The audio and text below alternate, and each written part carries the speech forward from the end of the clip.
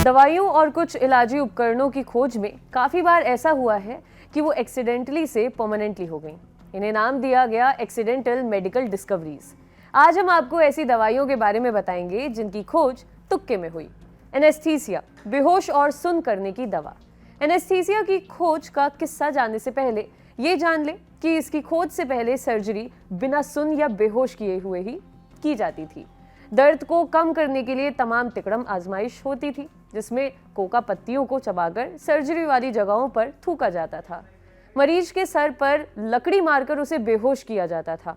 आलम यह था कि सर्जरी के दौरान कई मरीजों की मौत दर्द के कारण ही हो जाती थी। एनेस्थीसिया की खोज में कई वैज्ञानिकों और डॉक्टरों ने भूमिका निभाई। उन लोगों ने महसूस किया कि कुछ मामलों में ईथर और नाइट्रस ऑक्साइड यानी हंसने वाली गैस दर्द को रोकती है। इन गैसों को लोग पार्टियों में मनोरंजन के लिए सूंघा करते थे। 1844 में होरेस वेल्स एक पार्टी में गए। उन्होंने एक व्यक्ति को गैस के प्रभाव में हंसते हुए अपने पैर को घायल करते हुए देखा। उस आदमी के पैर से बहुत खून बह रहा था। उसने वेल्स को बताया कि उसे जरा भी दर्द नहीं हो रहा। इत्तेफाकन हुए इस ऑब्जर्वेशन के बाद वेल्स ने इन रसायनों को एनेस्थीसिया के रूप में इस्तेमाल करना शुरू किया। इस प्रयोग के बाद इतनी सारी संभावनाएं खुल गई कि इसने सर्जरी की जटिल प्रक्रियाओं को सरल बना दिया।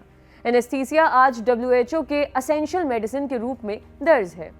वाइग्रा, इरेक्टाइल डिस्फंक्शन की दवा। अमेरिका में 23 साल पहले वाइग्रा का जन्म हुआ था। 1990 के दशक की शुरुआत में फाइजर के शोधकर्ता दिल की बीमारी एंजाइना के इलाज के लिए एक नई दवा सिल्डेनाफिल पर एक्सपेरिमेंट कर रहे थे। इस दवा से छाती के दर्द को कम करने में कोई खास मदद तो नहीं मिली, लेकिन इससे पुरुषों को अजीबोगरीब साइड इफेक्ट का सामना जरूर करना पड़ा। दवा खाने के बाद कई पुरुषों ने पेनाइल इरेक्शन की शिकायत की। शोधकर्ताओं ने इस साइड इफेक्ट का विधिवत अध्ययन किया और रीपैकेजिंग के बाद बना दिया वाइग्रा।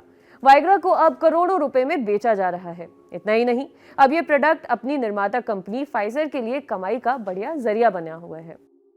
पेनिसिलिन, दुनिया की पहली एंटीबायोटिक। पेनिसिलिन एक एंटीबायोटिक यानी बैक्टीरिया को मारने वाली दवा है। दवाओं में सबसे क्रांतिकारी खोज एंटीबायोटिक्स को माना जाता है। इसे खोजने वाले अलेक्जेंडर फ्लेमिंग खोज तो कुछ और रहे थे, पर उन्होंने तुक्के में खोज दी जीवन रक्षक दवा पेनिसिलिन। पेनिसिलिन की खोज का खेल मोल्ड यानी फंगस के साथ शुरू हुआ, जो फ्लेमिंग की एक्सपेरिमेंटल प्लेट पर विकसित हुआ था। दरअसल फ्लेमिंग फोड़े और गले में खराश करने वाले बैक्टीरिया पर शोध कर रहे थे। घर की खिड़की खुली होने के कारण फ्लेमिंग ने देखा कि उनकी एक्सपेरिमेंटल प्लेट दूषित हो गई है और उस पर फंगस जम गया है। गौर करने पर उन्होंने पाया कि फंगस से एक प्रकार का जूस निकल रहा है जो आसपास के बैक्टीरिया को मार रहा है।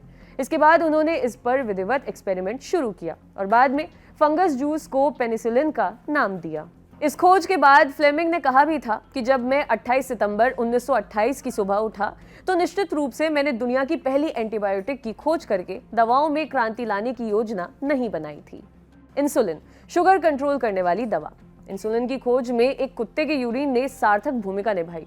इस खोज से पहले लोगों को ये नहीं मालूम था कि शरीर में शुगर लेवल को नेचुरली नियंत्रित करने वाला हार्मोन इंसुलिन पैनक्रियाज में बनता है। 1889 में German doctor Joseph von Mering और ऑस्कर मिंकोव्स्की ने पाचन क्रिया में पैनक्रियाज की भूमिका के बारे में जानने के लिए एक कुत्ते की सर्जरी की और उसके पैनक्रियाज को अलग कर दिया। पैनक्रियाज हटा देने के कई दिनों बाद डॉक्टरों ने पाया कि कुत्ते के यूरिन पर मक्खियों और चींटियों का झुंड लगा हुआ है। यूरिन पर मक्खियों और चींटियों के आकर्षण का पता लगाने के लिए उन्होंने कुत्ते का यूरिन टेस्ट किया, जिससे पता चला कि कुत्ते के यूरिन में शुगर की मात्रा सामान्य से ज्यादा है।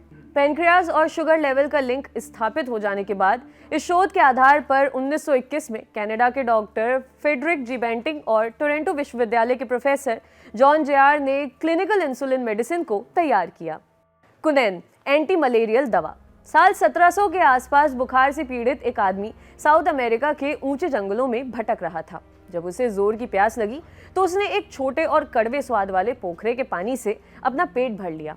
प्यास बुझाने के साथ साथ उसका बुखार भी उतर गया। इसका कारण थे पोखरे के पास लगे सिनकोना के पेड़।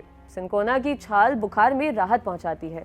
ये बात वहां के लोकल लोग जानते थे, पर बाहरी दुनिया में इसकी जानकारी किसी को नहीं थी।